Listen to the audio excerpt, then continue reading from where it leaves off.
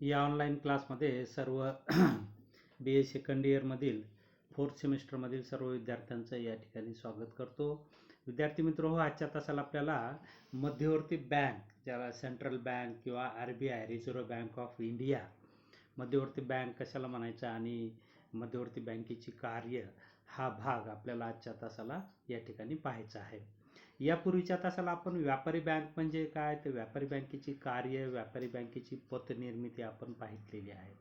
आपण पाहितले की व्यापारी बँका ह्या मुख्य कार्य, व्यापारी बँकेचे मुख्य कार्य म्हणजे ठेवी स्वीकारणे आणि कर्ज देणे किंवा कर्जाचा पुरवठा करणे. आपण पाहतो की व्यापारी बँका ह्या नफ्याच्या प्रेरणेने कार्य करीत असतात आणि अतिरेकी नफा मिळावा यासाठी मोठ्या फार प्रमाणात पतनिर्मिती त्यांच्याकडून होत असते. परंतु अतिरिक्त पतनिर्मिती ही अर्थव्यवस्थेला धोका निर्माण करते, कारण आपण पाहतो की पतनिर्मितीतून पैशाचा पुरवठा वाढतो आणि पैशाच्या पुरवठ्यात वाढ झाली तर वस्तूच्या किमती दुप्पट होतात आणि पैशाचं मूल्य निमपट होतं, हे आपण पाहितलेलं आहे. आणि म्हणून वाढत्या पतनिर्मितीतून पैशाचा पुरवठा वाढून वस्तूंच्या किमती वाढण्याची शक्यता असते किंवा त्या ठिकाणी तसा तो धोका असतो. म्हणून व्यापारी बँकांवर नियंत्रण ठेवण्यासाठी मध्यवर्ती बँक, आपण पाहतो की देशातील संपूर्णच बँकांवर नियंत्रण ठेवण्यासाठी देशातील संपूर्णच बँका आपण पाहतो की नफ्याच्या प्रेरणेने अशा प्रकारचं कार्य त्यांच्या हातून होऊ शकतं, अतिरेकी पतनिर्मिती होऊ शकते आणि किंवा लोकांचा बँकिंग व्यवस्थेवर विश्वास टिकून राहावा, त्यांचे पैसे सुरक्षित राहावे, त्यांना नियमाप्रमाणे या ठिकाणी लाभ, बँकिंग क्षेत्राचे लाभ मिळावे आणि अशा प्रकारे एक बँकांवर नियंत्रण ठेवणारी एक बँक असावी, या हेतूने भारतामध्ये आणि संपूर्ण जगामध्ये 20व्या शतकात आपण पाहतो की मध्यवर्ती बँकांची स्थापना झालेली आहे. भारताच्या मध्यवर्ती बँकेचा थोडक्यात आपण या ठिकाणी इतिहास पाहूया. आपण पाहतो की भारतामध्ये 1935 मध्ये RBIची स्थापना झाली आणि 1 जानेवारी 1949 रोजी तिचं राष्ट्रीयकरण होऊन सरकारच्या मालकीची ती बँक झालेली आपल्याला दिसून येते. आणि भारतामध्ये संपूर्ण बँकांचं किंवा बँकिंग क्षेत्राचं कंट्रोलिंग करण्याचं कार्य मध्यवर्ती बँक करते. तर थोडक्यात आपण मध्यवर्ती बँकेचा प्रस्तावनेमध्ये थोडक्यात इतिहास पाहूया की मध्यवर्ती बँकेची निर्मिती ही 20व्या शतकातील एक महत्त्वपूर्ण घटना आहे. इसवी सन 1921 मध्ये इम्पिरियल बँक ऑफ इंडियाची स्थापना झाली. पहा, 1921 मध्ये म्हणजे स्वातंत्र्यपूर्व कालावधीत 1921 मध्ये इम्पिरियल बँक ऑफ इंडियाची स्थापना झाली. ही बँक व्यापारी बँक म्हणून कार्य करीत होती. पुढे इम्पिरियल बँक ऑफ इंडियाने मध्यवर्ती बँक म्हणून कार्य करावी अशी जबाबदारी तिच्यावर सोपवली. म्हणजे व्यापारी बँकेकडेच मध्यवर्ती बँकेची जबाबदारी सोपवली स्वातंत्र्यपूर्व काळात. परंतु बँकेचे काम समाधानकारक होत नव्हते. तसेच इतर बँकाही इम्पिरियल बँक ऑफ इंडियाच्या कामावर समाधानी नव्हत्या, कारण एकीकडे व्यापारी बँक म्हणून इम्पिरियल बँक काम करत होती आणि दुसरीकडे इतर बँकांवर नियंत्रणही ठेवत होती. त्यामुळे व्यापारी बँका जास्तीत जास्त प्रमाणात पतनिर्मितीवर लक्ष केंद्रित करत होत्या आणि पतनिर्मितीमुळे अर्थव्यवस्थेवर घातक परिणाम होत होता. या दृष्टीने देशातील संपूर्ण बँकिंग व्यवस्थेवर कठोर नियंत्रण ठेवण्यासाठी सक्षम अशी स्वतंत्र मध्यवर्ती बँक असावी हे सर्वांना पटू लागले. भारतात स्वतंत्र केंद्रीय बँक असावी ही मागणी फार वर्षापूर्वीपासून होत होती. यासाठी विविध पातळीवर प्रयत्न देखील करण्यात आले होते. या प्रयत्नांना काही अवधीनंतर यश मिळाले. 19व्या शतकात जगात फारच तुरळक ठिकाणी मध्यवर्ती बँकेची स्थापना करण्यात आली. 19व्या शतकात जगात म्हणतो आपण, 19व्या शतकात जगात फारच तुरळक ठिकाणी मध्यवर्ती बँकेची स्थापना करण्यात आली. परंतु 20व्या शतकात मात्र जगातील सर्वच लहान मोठ्या राष्ट्रात मध्यवर्ती बँका स्थापन करण्यात आल्या. जगातील पहिली बँक ऑफ इंग्लंड आहे. पहा, जगातील पहिली बँक कोणती आहे? Bank of England. तसेच सन 1920 मध्ये ब्रुसेल्स येथे आंतरराष्ट्रीय पातळीवरील मौद्रिक परिषदेत जगातील अनेक देशांनी भाग घेतला. त्या परिषदेने सर्वच राष्ट्रात मध्यवर्ती बँक स्थापन होण्याची आवश्यकता प्रतिपादित केली. यानुसार आपल्या देशात मध्यवर्ती बँक स्थापन करण्याच्या दृष्टिकोनातून सन 1925मध्ये हिल्टन यंग कमिशन नेमण्यात आले.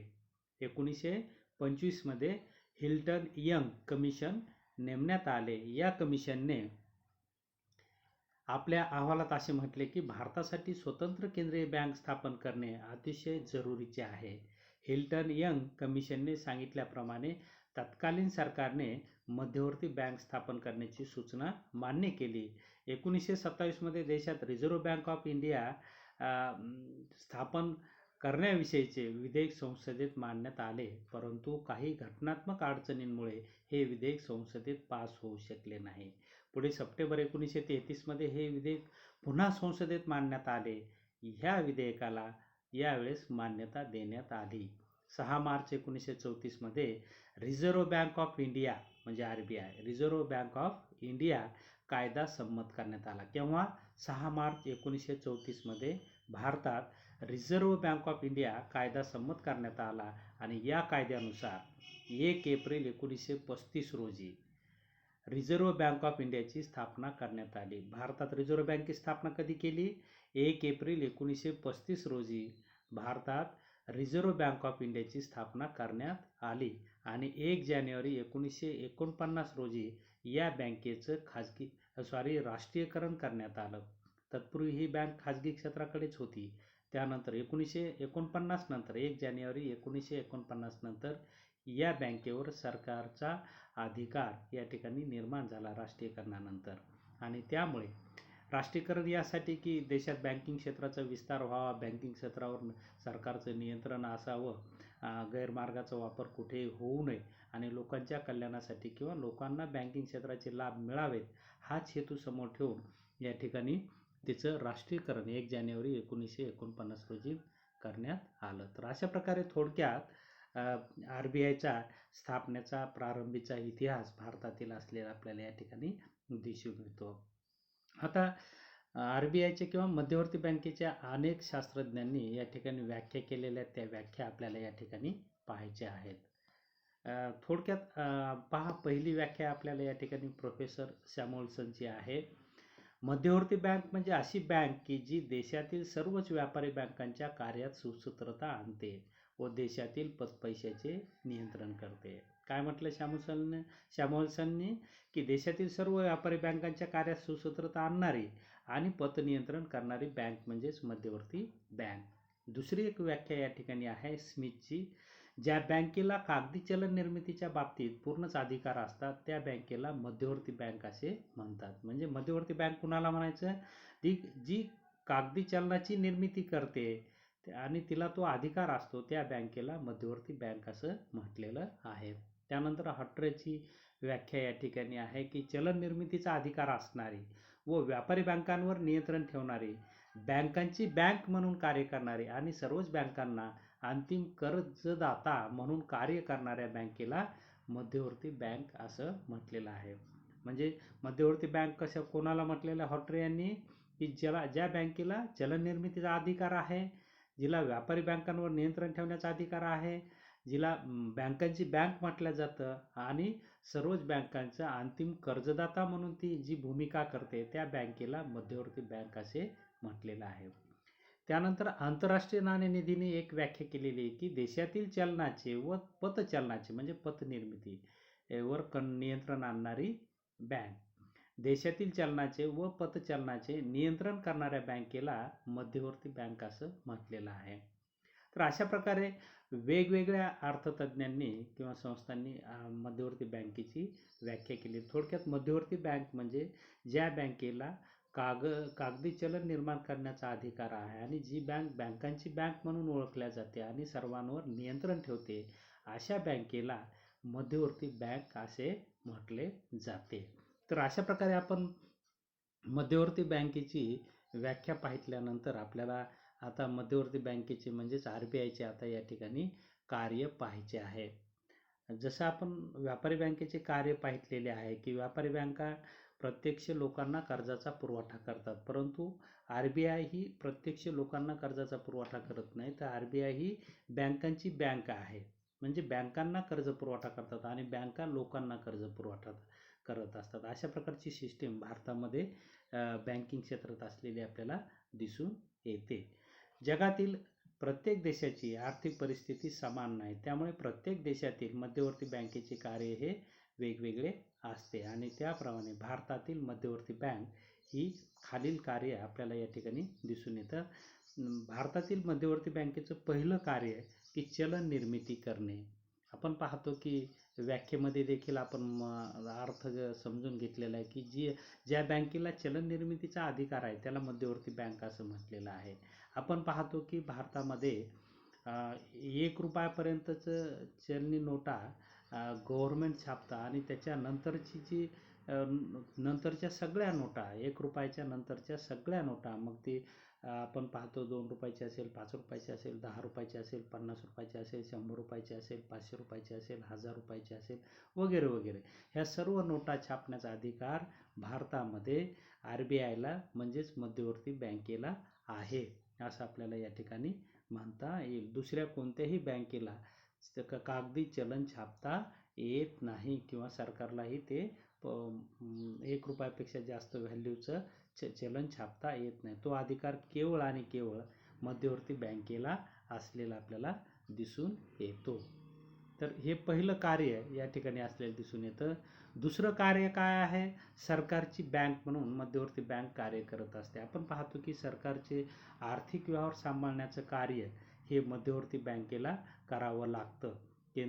आपण पाहतो की मध्यवर्ती बँक ही सरकारची बँक असते. केंद्र सरकार व राज्य सरकार यांचे सर्वच व्यवहार रिझर्व्ह बँकेमार्फत केले जातात. ज्याप्रमाणे व्यापारी बँका व्यक्तींचे व्यवहार पार पाडतात, त्याचप्रमाणे केंद्रीय बँका ह्या मध्यवर्ती बँक केंद्र शासन आणि राज्य शासन यांचे व्यवहार पाहतात. शासनाच्या वतीने पैसे स्वीकारणे, रकमाचे स्थानांतरण करणे, सार्वजनिक कर्जाची व्यवस्था पाहणे इत्यादी कार्य सरकारच्या वतीने ही बँक करत असते. रिझर्व्ह बँक ही सरकारची आर्थिक सल्लागार असते. या दृष्टिकोनातून व्यापारविषयक धोरण, विदेशी विनिमय धोरण या आर्थिक समस्यांवर मार्गदर्शन करण्याचे कार्य रिझर्व्ह बँक करते. तसेच शासनाच्या वतीने आंतरराष्ट्रीय नाणेनिधी, जागतिक बँक व इतर आर्थिक संस्था मध्ये भारताचे प्रतिनिधित्व करण्याचे कार्य रिझर्व्ह बँक करत असते.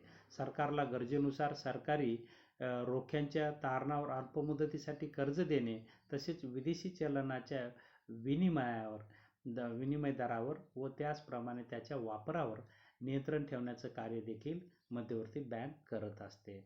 शासन कर्ज उभारून त्याची व्याजासह फेड करते.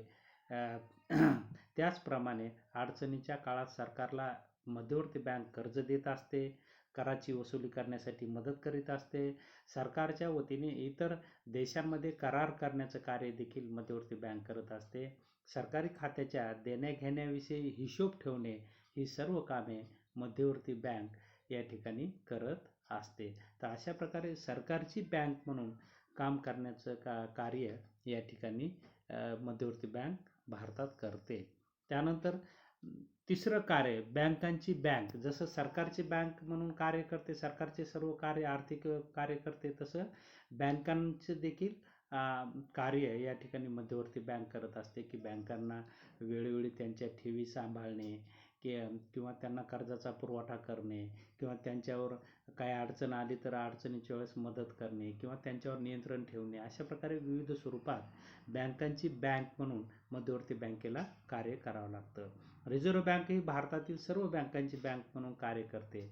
ज्याप्रमाणे व्यापारी बँकेत व्यक्ती व संस्थांची खाती असतात, त्याप्रमाणे देशातील सर्व बँकांची खाती ही मध्यवर्ती बँकात असतात.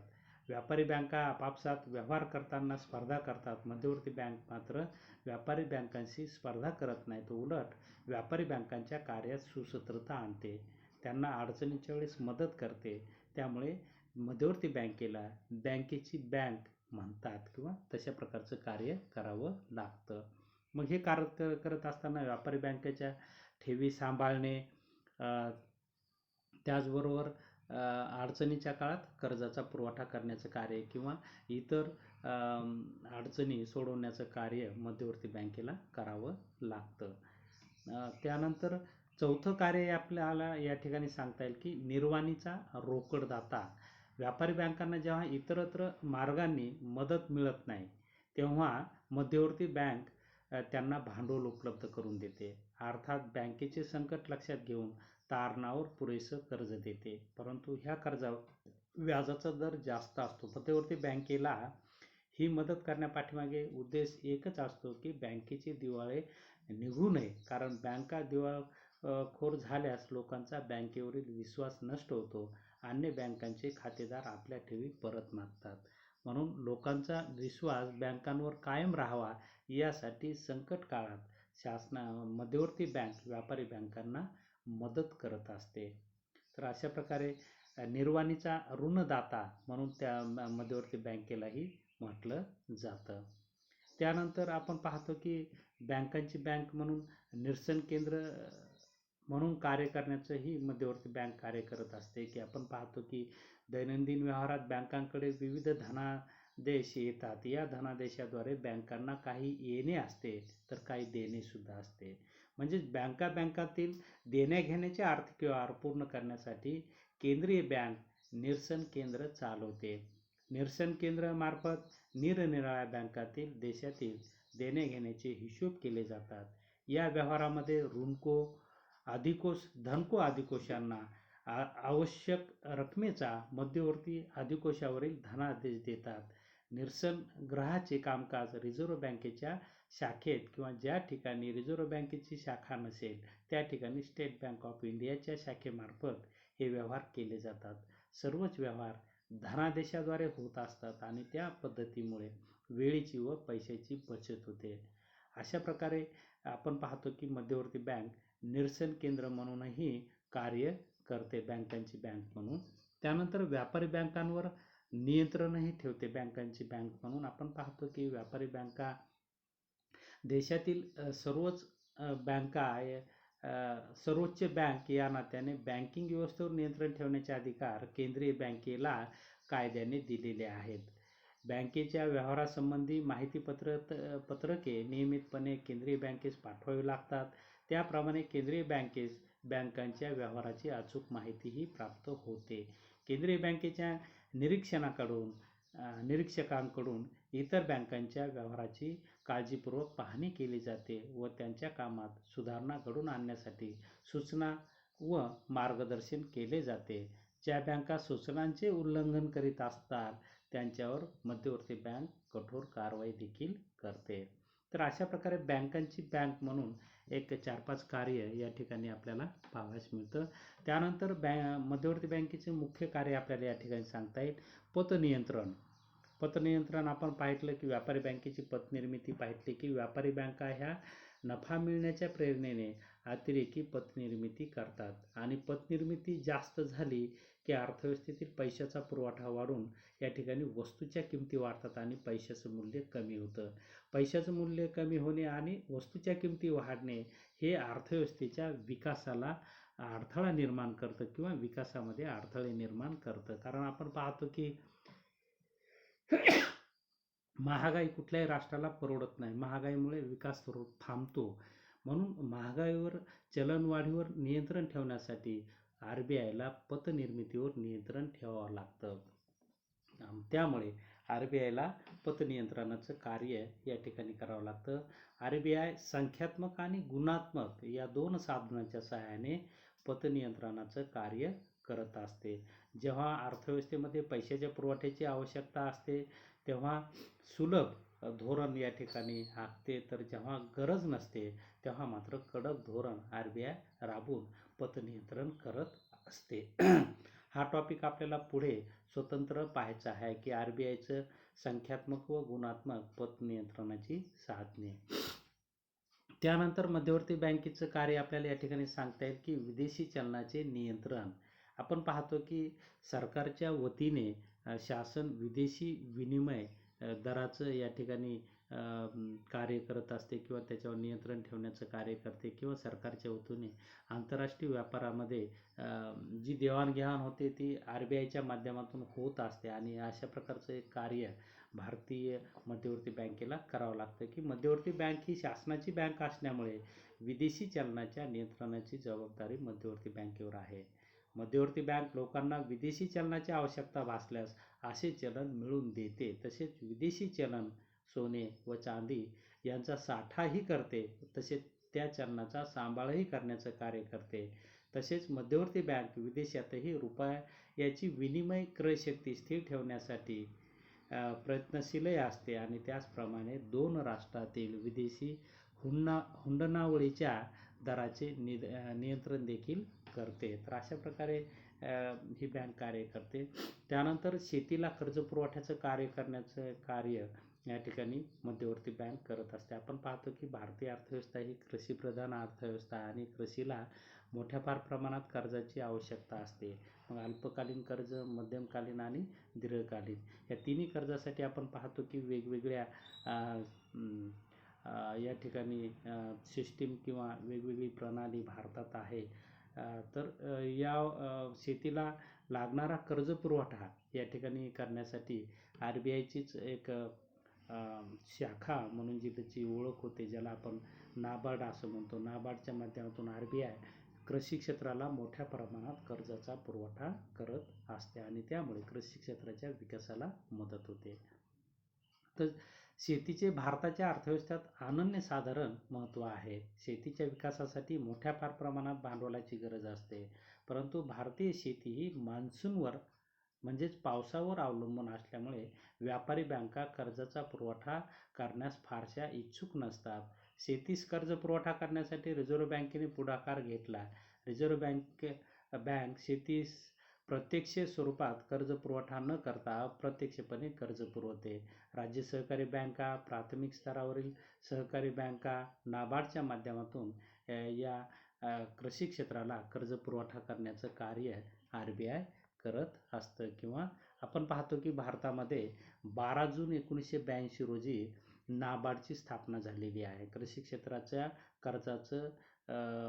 कर्जाला पुरवठा करण्यासाठी किंवा कर्जाचं नियंत्रण करण्यासाठी किंवा तशा प्रकारच्या सिस्टीमची शिखर बँक म्हणून नाबार्डकडे पाहिल्या जातं. 12 जून 1982 रोजी भारतात नाबार्डची स्थापना झालेली आहे.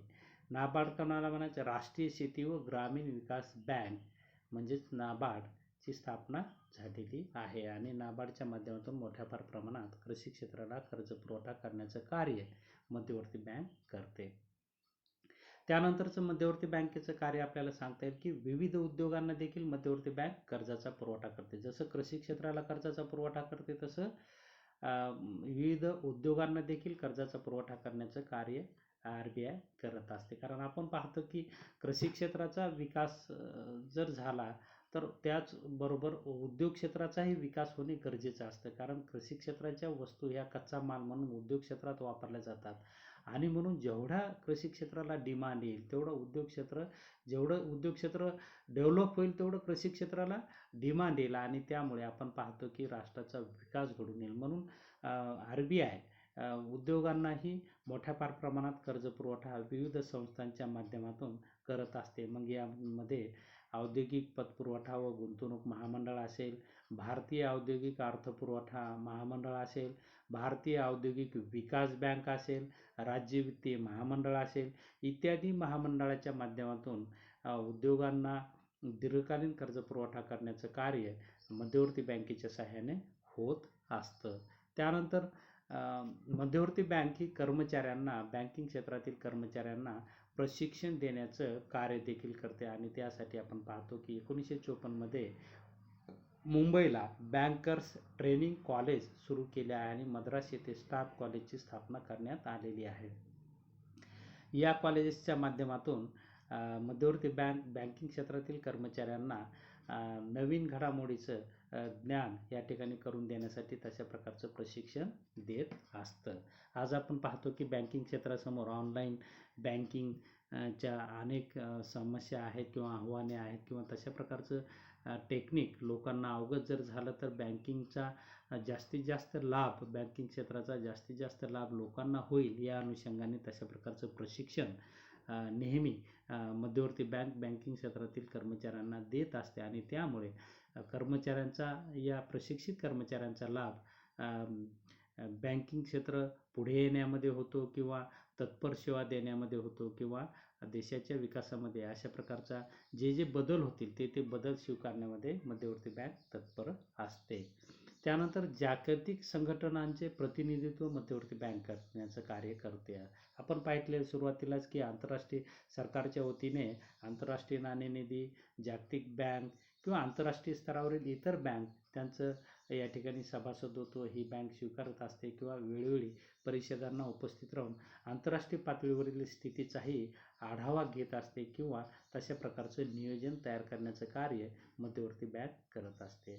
त्यानंतर मध्यवर्ती बँक ही सांख्यिकी माहिती गोळा करण्याचं कार्य करत असते. आपण पाहतो कृषी क्षेत्र असेल, उद्योग क्षेत्र असेल, सेवा क्षेत्र असेल, या क्षेत्रातील बदल कसे आहेत की मौद्रिक धोरण, वित्तीय धोरणाचा काय लोकांना लाभ होतो याचंही सर्वे करण्याचं कार्य RBI करत असते किंवा पैशाच्या पुरवठा, वस्तूच्या किमती, कर्जाचं प्रमाण किती आहे, विदेशी कर्जाचं आंतरराष्ट्रीय पातळीवरील कर्ज असेल किंवा देवाणघेवाण असेल किंवा देशाचं राष्ट्रीय उत्पन्न असेल, व्याजाचे दर असतील, ह्या सर्वांची माहिती गोळा करण्याचं कार्य आणि त्याचं विश्लेषण करून त्रुटी दूर करून चांगलं कार्य करण्याचं कार्य या ठिकाणी मध्यवर्ती बँक करत असते, ज्यामुळे देशाच्या विकासाला या ठिकाणी चालना मिळते.